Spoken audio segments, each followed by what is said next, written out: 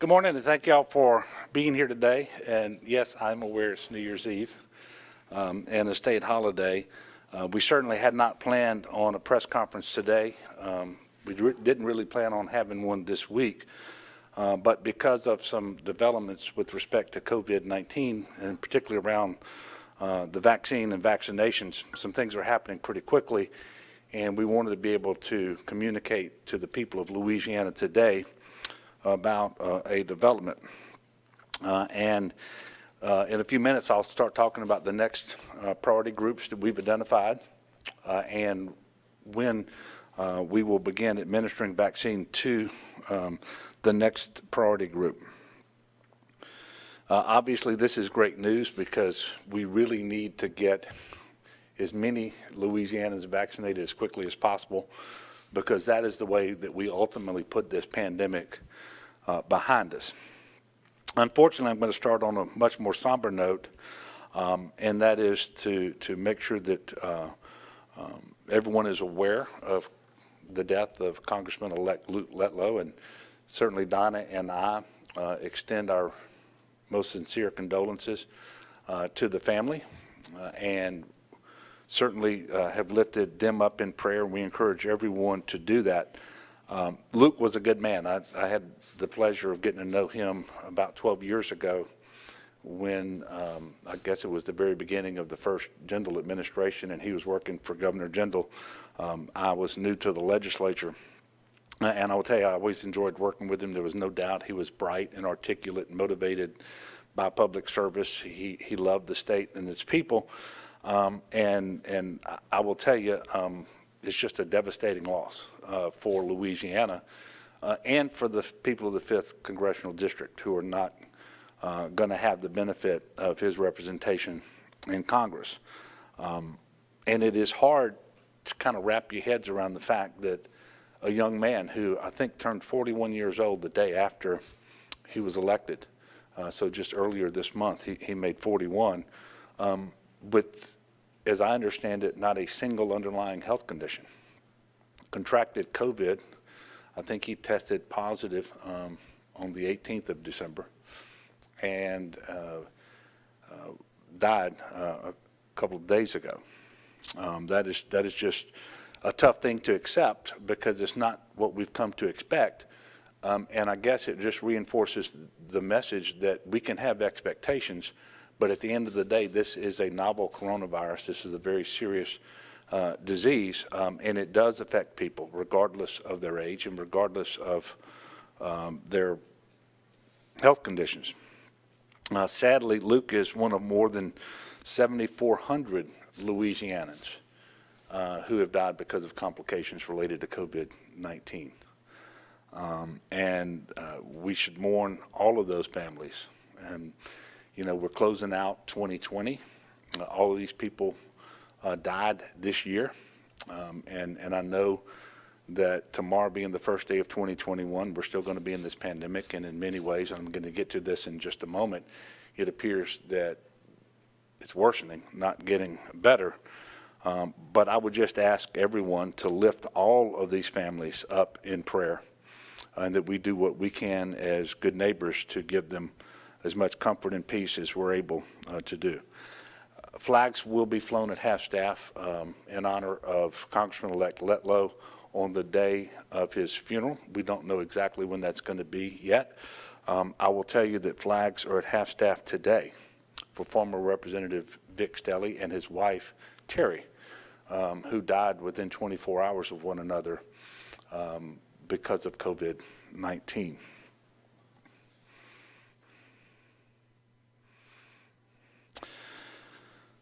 Okay, on a somewhat more, well, actually a much more hopeful note, today on New Year's Eve, we can confirm that we will receive sufficient supply of the Moderna vaccine next week to begin making the vaccine available for additional priority groups here in Louisiana.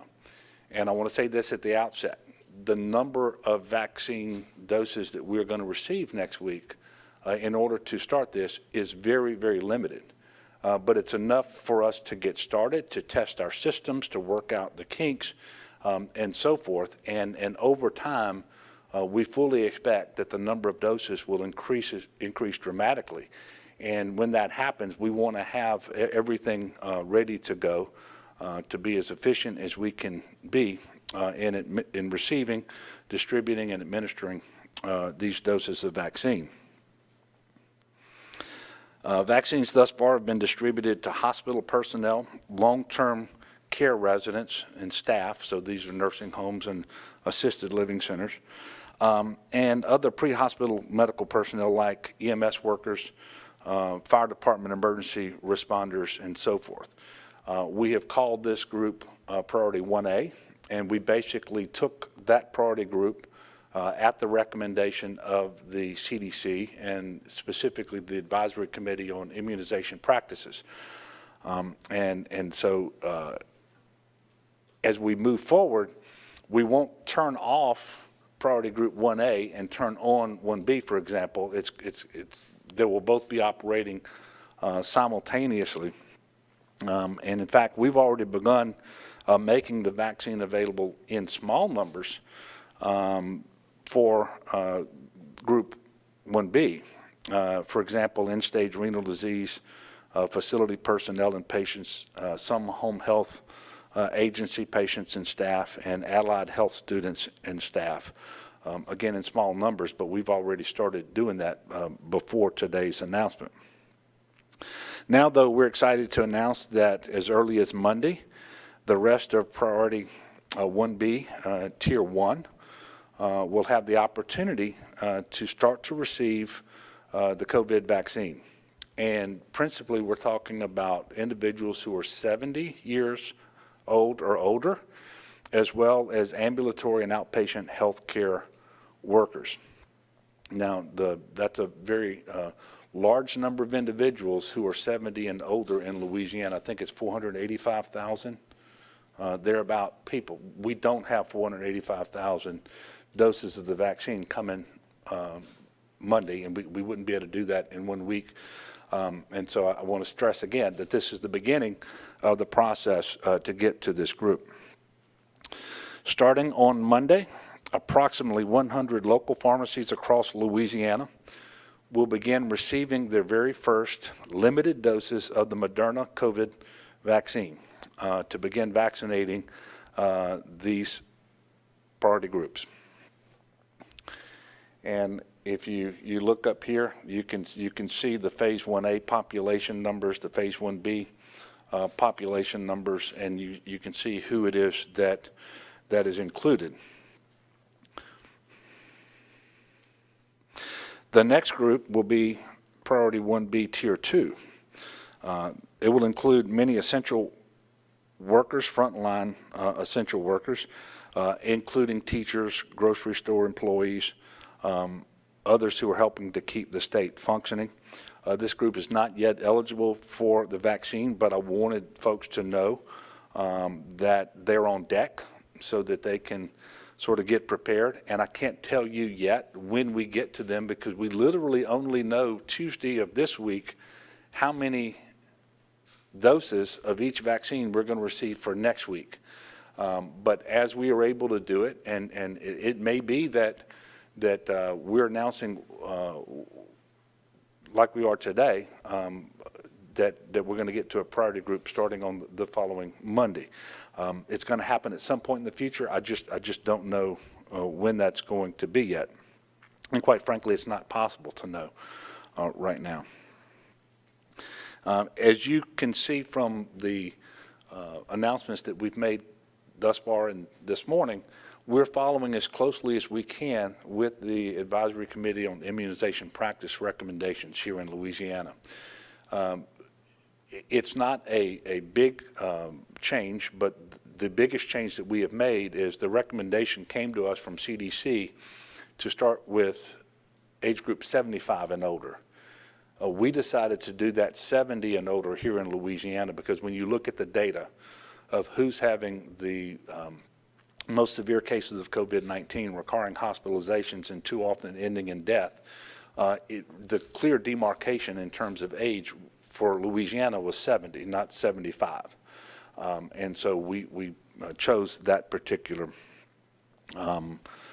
age. And going forward, we're also going to include certain individuals with certain comorbid health conditions earlier than the ACIP recommendation would get to those individuals. And again, that's driven by the data we have in Louisiana in terms of who's having the most severe cases, who's ending up in the hospital most often, and who it is that's most likely to die from the disease. And that's what we're trying to do. As best we can early on, we want to preserve hospital capacity and we want to save lives. We are also being guided by a sense of equity. We want to make sure that the vaccine is available in an equitable fashion across Louisiana to include traditionally underserved communities, whether they are in urban centers or in rural Louisiana. Again, initially, these doses will be in very limited supply. These supplies will increase over time as the manufacturing capacity ramps up and the distribution system reaches its potential and so forth. The vaccines will be sent to pharmacies who are registered with LINKS. That is the Louisiana Immunization Information System. So people who fall into one of these additional categories that I talked about for next week, 70 years old or older, 70 or older, I should say, or ambulatory or outpatient healthcare workers must contact a designated pharmacy to make appointments before going to be vaccinated. I'm asking those individuals to be patient with your pharmacy. This is going to be a limited release to start. Not everyone who is in these priority groups is going to be able to get a vaccine next week, and I think the numbers kind of speak for themselves there, but we do have the opportunity to get started, and that's what we're going to do next week. Importantly, no one should show up at a pharmacy without an appointment, because that individual will not get a vaccine, regardless of whether they are in the priority group. Pharmacies were randomly selected by LDH to ensure geographic representation across Louisiana. We did also apply a health equity lens to make sure that the pharmacies achieve the widest possible geographic and racial and ethnic representation of the state of Louisiana. I do not have today the list of the locations and names of these pharmacies. This information will be uploaded and available to the public on the LDH website on Monday, and it'll have the pharmacy name, its location, and its phone number. You can get that information from the coronavirus webpage. It's ldh.la.gov/coronavirus. ldh.la.gov/coronavirus. Again, it will have phone numbers for these pharmacies. You can call and try to schedule an appointment. Again, asking you to be patient, because the vast majority of people obviously are not going to be successful and get an appointment for next week.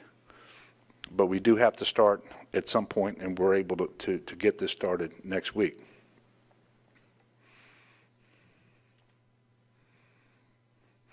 And there's no doubt that we will learn lessons next week and probably every day for the remainder of the time that we're vaccinating people here in Louisiana. We're going to learn lessons. We're going to realize that there are things that we can do better, and we will incorporate all of those lessons learned into our effort so that we can improve with efficiency over time. Again, you got to make an appointment. You're not going to receive a vaccine dose if you don't have an appointment. And one of the reasons we're requiring appointments is because we've seen elsewhere that people are showing up waiting 8, 10 hours or more, many times outside in poor weather conditions, and some of them ultimately don't get the vaccine. And that will undermine public confidence rather than add to public confidence going forward if that happens here in Louisiana and elsewhere. So we're going to try to make sure that that doesn't happen. Secondly, it's very important for the pharmacy to be able to have appointments to know how many doses it's going to administer on a given day, because once once that vial is thawed, they have so long that to actually use all the doses in the vial, and then it's even a much shorter time period. It's hours from the time the first dose is taken out of a vial, and this is Moderna, so I think it's 6 hours. That vial has to be completely administered, otherwise you lose whatever doses remain. So in order to be efficient, in order to make sure that we are administering the vaccine to the maximum number of people possible and minimizing any waste with these vaccines, we are going to do this on an appointment basis, and I do hope the people across Louisiana will understand, will be patient and understand that we are going to increase the numbers just as quickly as we possibly can. And then also you have to be patient because we won't know until Tuesday of 1 week what's going to be available the next week. Speaking of next week, we do know that we will receive approximately 28,275 doses of Pfizer vaccine and 27,400 Moderna. Of the Moderna vaccine, more than half, in fact, 18,600 will go to long-term care facilities to continue to vaccinate those individuals in Priority 1A because they're residents or staff of long-term care facilities. And those doses actually don't come to us here in Louisiana. They go to Walgreens and CVS. But we will receive here at the state level 8,800 doses next week of Moderna that will be sent to pharmacies so that we can get started with the vaccinations for these other individuals who are 70 and older. And in the Priority 1B Tier 1. Okay. We're in the third week of vaccinations here in Louisiana. We have begun the vaccination process for 45,289 individuals. That's confirmed because those individuals have been entered into the link system. I want to tell you a couple of things about that. I say we've begun the vaccination process because each of these vaccinations require 2 doses. You have a primer dose and then you have a booster dose. And for Pfizer, there's 21 days in between. And for Moderna, there's 28 days. You're not considered vaccinated until you receive the second dose. And you don't achieve the full maximum amount of immunity that you're going to have until 10 to 14 days after that second dose. So I just want to make sure that we're being clear about this. You are not vaccinated when you get that first dose of the vaccine. Secondly, with respect to the 45,289 number, we know that there is a lag time between when people receive that dose and when it's uploaded into links. So I can tell you I'm extremely confident that there's a significant number of individuals who have received the first dose and who are not included in that number of 45,289, but I can't tell you how many that is. What I can tell you is we are working with all of the enrolled providers and entities that are administering these doses, in getting these vaccinations started. We're making sure that to the maximum degree possible, they are administering these doses in an efficient way without any waste, and that they're doing it within the priority groups. And this is a process. I mean, the logistics involved in Operation Warp Speed from the very beginning, whether it's at the manufacturer and to the very end when that shot goes in someone's arm, this is just logistically speaking, a very, very complex operation. And certainly we're like, I guess, every other state. We're going to learn lessons. We're going to get better over time. And I think this has always been the case in vaccination efforts, that they never happen as fast as you might want. I mean, I think we can all agree that if we could have everybody in Louisiana vaccinated today, that's what we would want. But I can assure the people of Louisiana that we're working very, very hard to make this happen as soon as we can, as efficiently as we can, and without waste. So these are encouraging times because of the availability of vaccine and that's going to increase over time. It's also encouraging that this is a very safe and effective vaccine. It is my understanding that at this point, we have not had a single significant adverse reaction to the vaccine here in Louisiana. So that goes to the safety. On the efficacy, we know that it's 94 to 95% effective in preventing cases of COVID and virtually 100% effective in preventing severe cases of COVID. And so I'm encouraging everyone, in addition to the things we've been talking all along, making sure that you're masking, washing your hands, distancing from people who are not part of your immediate household, staying home when you're sick, all of those other things, add to the list. Get vaccinated when it becomes available to you. That is how we will ultimately put this in our rearview mirror. And the sooner we can do that, the more lives will be saved. And I also want to say this right now. Even though I spent the first part of this press conference talking about the vaccine, the most effective tool that we have today to save lives, preserve hospital capacity, is this mask. And the reason is the vaccine is not available to everybody today, but this mask is, and this mask works. And when I go through these numbers, and I'm going to start here in just a moment, I do hope everyone is paying attention, because we're not in a good place in Louisiana. The country is not in a good place. And I'm going to give you some numbers that do not include whatever surge we're going to see from Christmas, because we're only 1 week removed from Christmas. And it takes about 2 weeks on average for any change in behavior to result in increased number of tests and hospitalizations and so forth. Yesterday, we reported our highest number of cases since the start of the pandemic. 6,754 new cases in Louisiana reported in a 24-hour period. That is a really big number. There is no way to sugarcoat it.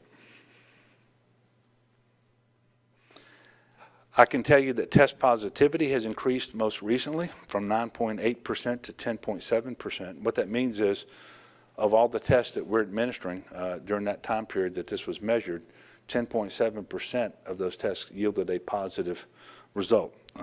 And that is a leading indicator, because if your positivity is increasing, you can expect more cases, more hospitalizations, and more deaths. We also have a lagging indicator, and that is hospitalizations. It too has increased, and I'm going to get to that number here in just a moment. But when you have leading indicators and lagging indicators that both show you're going in the wrong direction, you can slice and dice that any way you want to. The fact is, we're going in the wrong direction in Louisiana. And I am imploring people, whether you have embraced these measures before but just got tired of them and became complacent, whether for some reason you rejected the idea of wearing a mask and distancing and so forth all along, it is never too late to do the right thing. And the right thing here is to be responsible, to protect the health of your loved ones, to protect the health of your neighbors, people you don't even know, and yes, to even protect your own health and to save lives. So please adopt all of these measures now. We can't undo whatever was done yesterday, and we can't go back and do something that was undone and so forth. But starting today, we can do better. And if we will do that, we're going to be the better for it. And there is light at the end of the tunnel. So I'm not asking the people of Louisiana to do things forever. But there is a period of time, I think it is now measured in months, where we need to buckle down and we need to comply with these measures if we're going to preserve our hospital capacity and save lives. And quite frankly, I'll tell you, the things we're asking people to do are just not that onerous in light of how serious COVID is, how many people are impacted by it, how many people are dying from it. Yesterday, we sadly reported 51 additional deaths. That brings the total number of deaths in Louisiana to 7,448 since the start of the pandemic. Perhaps of most concern to me, hospitalizations are also rising presently at an alarming rate. We reported 1,717 patients in the hospital with COVID-19. Yesterday, 210 of those individuals on ventilators. That is a net increase of 186 since Christmas Day. When I say a net increase, you take out the discharges, and so you're just talking about the people in the hospital on a given day with COVID-19, 186 more since Christmas Day. I will tell you, our testing program has never been more robust than it is right now. 872,000 tests reported in the month of December. That far eclipses any monthly number that we've ever reported, and obviously we have one more day to report for December. But I don't want people to take that number and say, well, you only have additional cases because you're doing more tests. No, we have additional cases because we have more community spread, which is reflected in that increased positivity number. And the hospitalizations and the deaths are ground truth. Those are COVID patients in the hospital. Those are COVID-related deaths. And so none of those numbers are going in the right direction. And I know that there's a tendency out there, especially among certain people, to minimize just how dangerous and serious this situation is, and they look for ways to do that. It's just not possible to do that presently here in Louisiana or elsewhere in the country. This is a very, very serious time. And tonight is New Year's Eve. And I suspect that if you're like me, 2020 has been a very long and difficult year for you and your family, maybe for your business. You may be unemployed. Maybe you lost a loved one, whatever. It's just been a tough, tough year. And we're all looking forward to a better 2021. And I am confident 2021 is going to be better. Not at the beginning, but 2021 is going to be better. But we would all like to celebrate tonight, the end of 2020, and looking forward to a better year. That is precisely the wrong thing to do if you insist on celebrating like you've done in years past. Just like we talked about at Thanksgiving and Christmas. We should not be gathering with people outside of our immediate household. We have to make sure that we're distancing, make sure that we're wearing our masks, and that our activities reflect just how much COVID is out there in every community across the state. And I can't imagine that I'm the only one who has this going on right now, but I personally know more people today with COVID, in the hospital with COVID, or who recently passed, who died because of COVID, than I've known throughout the entire pandemic to now. And so I'm just asking everybody to take stock of that and understand that this disease is very prevalent, and we don't know to what degree we might even have a new variant in Louisiana that could potentially be more easily transmitted than the one we've been dealing with. And we don't know. We know that new variant that was originally, I think, discovered in the UK, we know it's in the United States. It's been identified in Colorado and in California, but many people believe it's more widespread than that. But the bottom line is, the measures we've been talking about are really the only ones available to us, and they work against that strain of COVID too. So I'm asking people as we end this year and start a new one that we be mindful of where we are with respect to COVID and this pandemic, that we conform our activities and our behavior to those things that will minimize the spread, that we, in short, that we are good neighbors. And if we will do that and get vaccinated as soon as we possibly can, then we can ensure that 2021 will be the very best year that it can possibly be. personally, for our families, for our businesses, for the economy, for the hospitals, and for our healthcare workers, who quite frankly are fatigued. They are tired. They've been doing this since March.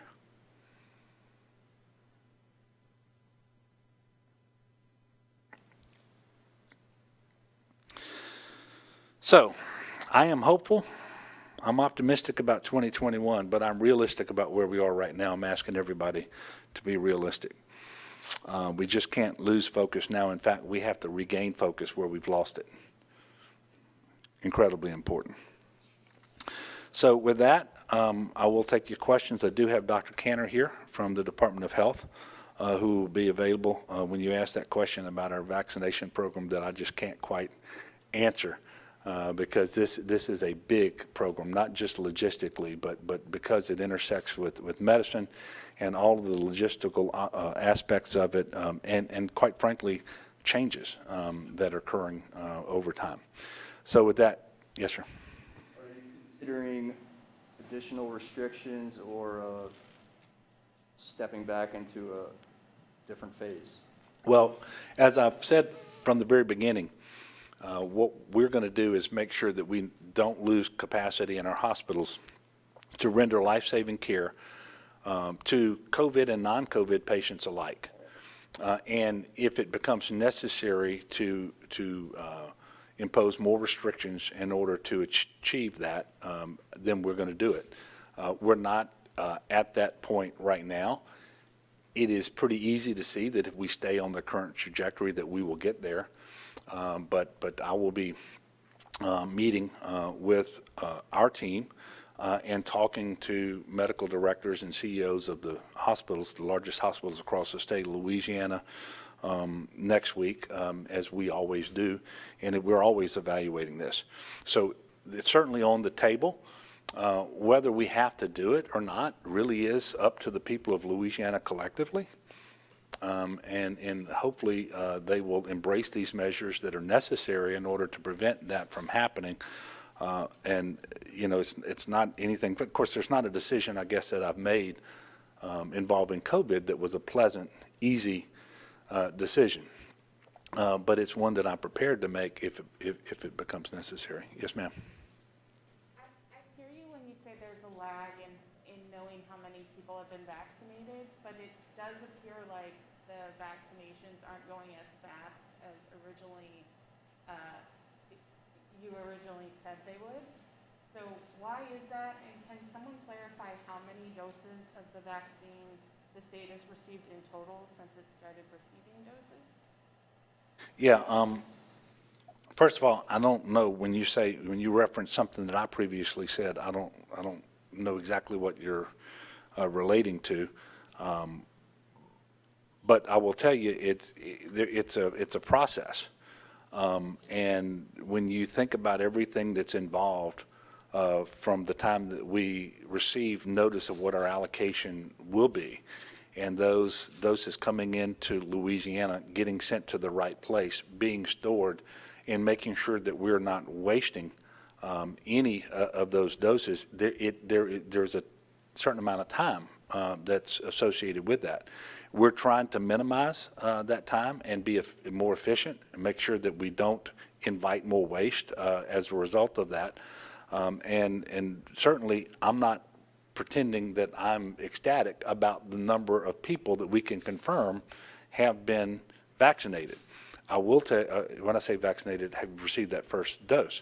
I will tell you it's more than what we're showing in links, but nobody's happy with where we are right now, and this is going to continue to improve. We're at the very first stages of what is going to be a months-long process. And just like is happening around the rest of the country, I think you're going to see improvements over time here in Louisiana as well. But I want you, while I'm not pleased, I'm not despondent about things either. And I know that we have folks out there who are working extremely hard. You know, I have personally been to Oxnard when they started their vaccinations. I was at Our Lady of the Lake here in Baton Rouge yesterday. I went to Reserve, to the War Veterans Home, and saw those vaccinations going as well. And so I can tell you there's a lot of good work that's taken place.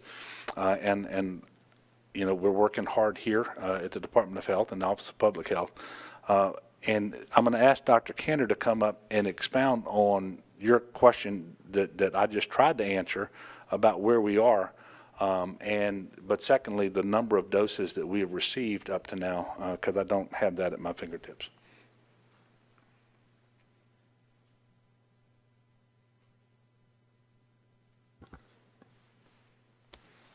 Thank you, Governor. So I'll run through the list of what we've kind of received to date and what we expect by the end of the week, and talk a little bit more about the process.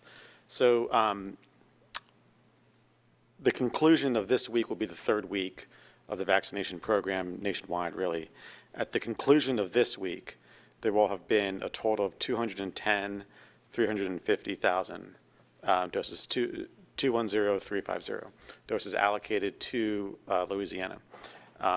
Of those, 56,200 are earmarked for the long-term care partnership program, CVS and Walgreens. And as the governor said, those don't actually come to Louisiana until those two pharmacies draw them down themselves. So they kind of get earmarked into a separate pot. And then we're going to continue to get more next week. To expand a little bit more on the process, I mean, I think we all wish that the second a plane or a truck of vaccine enters state lines, that it just immediately gets administered into people's arms. But it's just not like that. You know, most of these either go directly to a hospital or come centrally to a staging area, get subdivided, get processed, and then get distributed out to other entities. They take a lot of pains to maintain cold chain. For the Pfizer, that's ultra cold, which takes a lot of consideration and time. When they get into an end user, say shipped to a hospital or a clinic, they have to be logged, have to be counted, stored appropriately. Then when it becomes time to use it, they have to be reconstituted and prepared. And to just think about what it's like for a hospital or clinic, that's the end user here, the vaccinator. They really don't know how much they're going to receive until sometimes that morning, maybe the night before, because the state doesn't know what we get allocated until a few days before. So at the end of the day, the biggest problem now, or biggest challenge I should say, is to minimize waste and ensure that no doses go to waste. So a hospital or clinic needs to make appointments, and there is a process. So it does take some time from the time a vaccine dose enters the state or across the state line, so to say, until it actually gets administered into someone's arm, and then, as the governor said, entered into the system and logged in a number that we can report. I'll also add, I'll tell you, and the governor had to express this on a phone call with hospital leaders a couple of weeks ago. We have never, at any point, anything in the history, asked more of our hospitals in Louisiana than we are right now.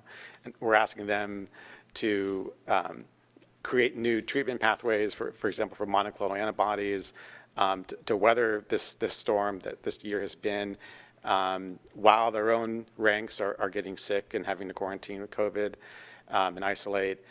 And they're busier now, as the governor said, than they really ever have been. So it is a process. I think we all wish it happened overnight, but I think we're encouraged with the work that's happened so far. So I'm not trying to be combative.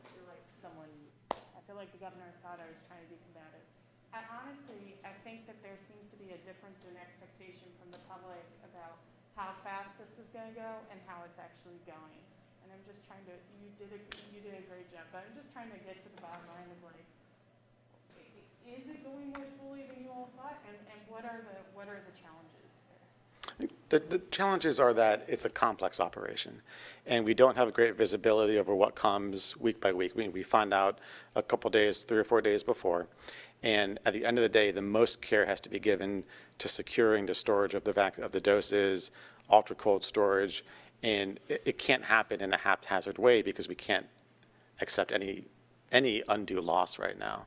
So for those reasons, it is a little bit of a process. I think the holidays probably made it more complex, as hospitals and clinics probably had some staff that were out on leave during that time.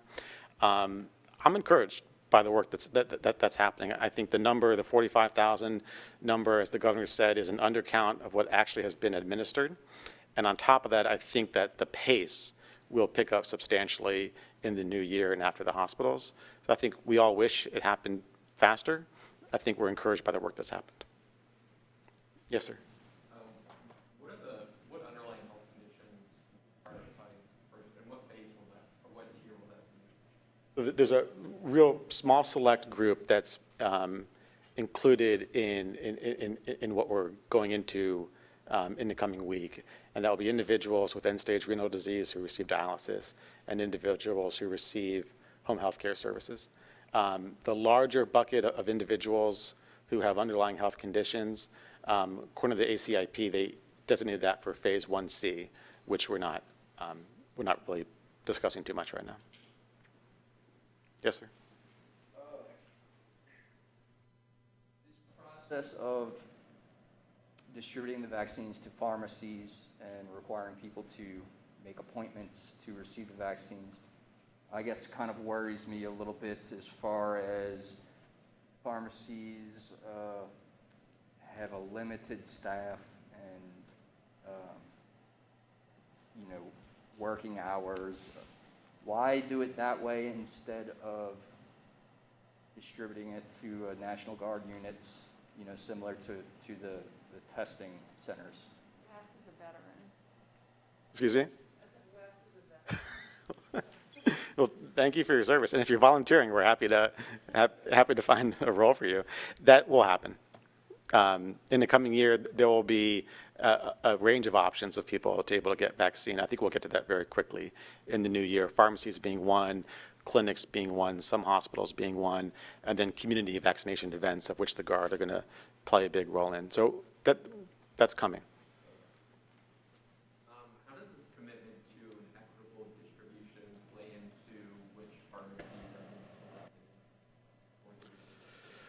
Well, I can walk you through the process that we used here, and we were really limited by two main factors. We were limited first by just how much we had available. So we have available, accounting for what we're going to receive from Moderna and Operation Warp Speed in the coming week, and the amount that was not yet allocated for in our own stores or that had already come in. 10,500 doses is the push that's going to be made to pharmacies in the coming week. That's the first limitation. The second limitation is it's actually an involved process for a pharmacy or for any vaccinator to become registered and enrolled, both with Office of Public Health and with the CDC. Both of those steps have to happen, and that takes some time to get things verified and enrolled. So of every pharmacy in the state, there's a subset of those that have completed the enrollment process. Another subset that are in the process of completing it, and that will happen as quickly as possible.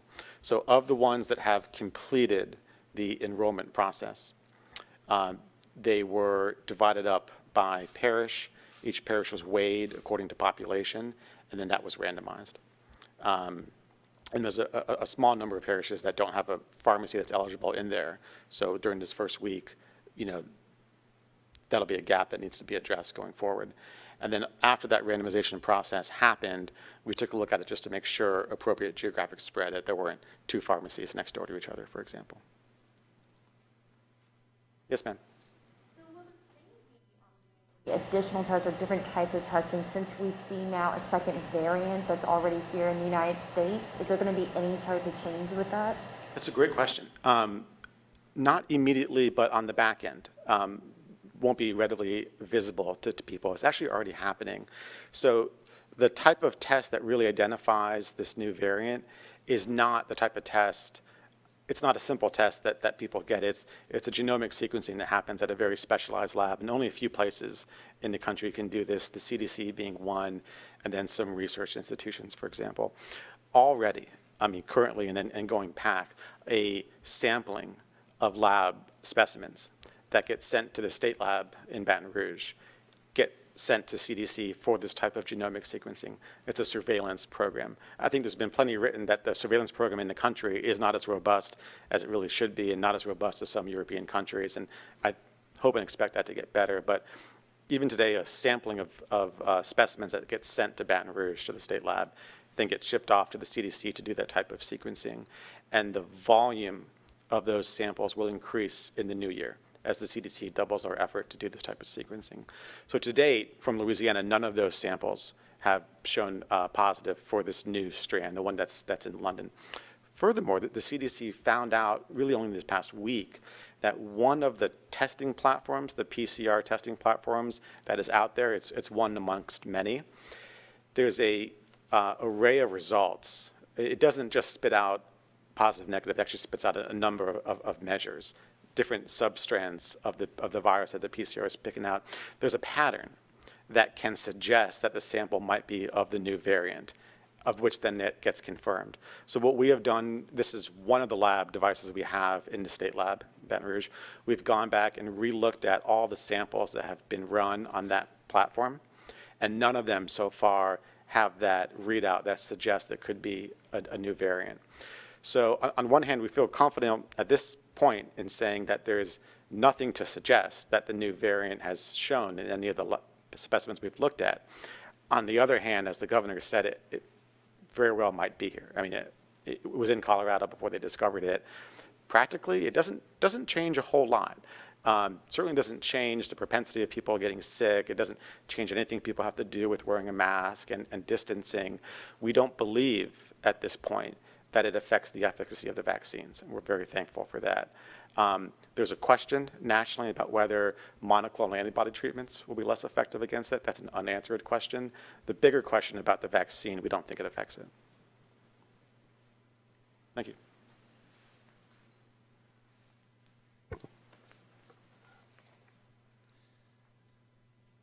Thank you, Dr. Kenner. And one of the things that seems to be happening here and elsewhere that I think bodes well is that some of the initial hesitancy in the groups that we've already identified in priority 1A, for example, has already started to be overcome. And as more and more doses are administered without adverse reactions or very, very mild side effects, then I think you see more and more people stepping up to say, okay, I'm ready to take it now. So that's very helpful as well. And I do encourage people to understand that this is a safe and effective vaccine, that it is essential that enough individuals take it here in the state and around the country to create that herd immunity that you've been hearing about for so long, so that we can actually put this pandemic behind us. And I think, Dr. Canner, I was told that the number of samples that we will send to the CDC for the sequencing will actually double. It will double right after the first of the year. So I think that's an effort by the federal government to do much more surveillance than we've done in the past, which I think will be important. But while we talk about this new variant potentially being in Louisiana, we don't know, but it may be here. If is, we believe it to be more easily transmitted. But it doesn't change anything that we're asking people to do. It just makes it more imperative that people do it. If you've got a variant out there that is more easily transmitted, then the way you combat that is to wear your mask and to distance and to wash your hands and to stay home when you're sick. So it just makes it more important that we do the things that we've been talking about. And it's pretty cotton picking important that we do that regardless, right? We gotta do that even if that variant never comes to Louisiana, because of the numbers that we went through today and where we are as a state. Any other questions? Yes, ma'am. Congress has passed and the president has signed a new COVID relief package. I know there are some governors that have been complaining that they don't feel like there's enough money in there for states and local governments. I was wondering if you had any concerns. Well, I do have concerns. First of all, we're very thankful for the relief that is in the package, whether it's relief for businesses, for individuals who are unemployed, the relief that's going to come to our higher education system, our K through 12 systems, including private schools, the additional funding that is there for testing and contact tracing and vaccinations, because that's going to be critically important. Because to get back to the question a while ago, we are going to have outside of our pharmacies other entities that we contract with in order to go out and to administer vaccines in some of these underserved areas. But until we knew how much money we had to do it, we couldn't enter into those contracts, and we're doing some of that now. We are going to employ the National Guard. There's a cost associated with that. But fortunately, we were given an extension of the Title 32 so that we're bearing only 25% of the cost of the National Guard, but that is still substantial. And so there's still a lot of things that are happening. It is important that state and local government get, I believe, one more round of assistance, financial assistance. And I'm heartened by the fact that the president-elect has said that what Congress just passed is a intermediate step, that more relief is on the way. And you know, I know that they were talking at one time about $150 to $160 billion total, and it didn't make it into this package. But it would be extremely helpful for the state and for local government to receive this assistance, and then we can, you know, we in Louisiana had a pretty tough year, and even though the federal government is very generous, we haven't yet been approved for 90% on the disasters that we worked this year, including, by the way, the COVID disaster. But we had hurricanes where we're going to be eligible for 90%, but that hasn't happened. And so we have to come up with our share for all of these things. And I will tell you that some more assistance would go a long way. And I'm hopeful that the next Congress and the next administration will be able to work together to find a way to do what it appears to me a clear majority in Congress want to do. They just have to put aside some of the partisan differences and compromise and get it done. Yes? Do you have any plans to get the vaccine yourself in 1 week, without being I government? plan to get it as soon as I'm in the priority group that has it available. And so that will happen for me down the road. It won't happen in the next tier group that we talked about today. But at some point, we're going to get to a broader group of first responders, including state level people who manage emergencies, you know, people, for example, at the Unified Command Group, that all the state agencies that comprise the Unified Command Group and those members. When we get there, I will get the vaccine, and I'm looking forward to getting it, but I don't believe it would be appropriate for me to get it before we get to that point. And I wish I knew when that would happen, but we only know a few days in advance of how many doses we're going to get. We know about how many people are in each group, and if we just knew every week's dosages for the next several months, we could probably timeline that out. We just can't do that yet. Look, thank you all very much. This has been a tough and challenging year for our country and for the state of Louisiana. I am certainly mindful of that. And we can look forward, I believe, to a much better 2021. And I think at this time next year, for all practical purposes, we will be back to normal. But that is not going to be the case tomorrow or for the first few months of 2021. And so I am, again, appealing to the people of Louisiana to be focused on the task at hand, to understand we all have a part to play, and to please play it. And at the end of the day, do what is necessary to protect you and your loved ones, people that you work with, people that you associate with, and people that you don't even know. And we can only do that in this pandemic by wearing our masks, by distancing, by washing our hands frequently, and by getting the vaccine when it's available to you. All of these things are critically important. And I'm quite frankly, I'm looking forward to getting this pandemic in our rearview mirror. But it doesn't do any good to pretend we're better off than we are, because quite frankly, we're not. Even though we're hopeful about the vaccine and the vaccinations, we're still in a very precarious place today, and just like most of the country. So we've got a lot of work to do. I'm optimistic that we're going to get it done. I continue to be inspired by the goodness of the people of our state, And I believe that they will rise to the current challenge.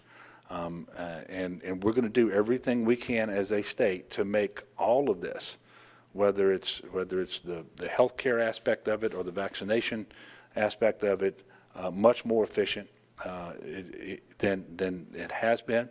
But I am not terribly disappointed. I just know this is the beginning of a long process.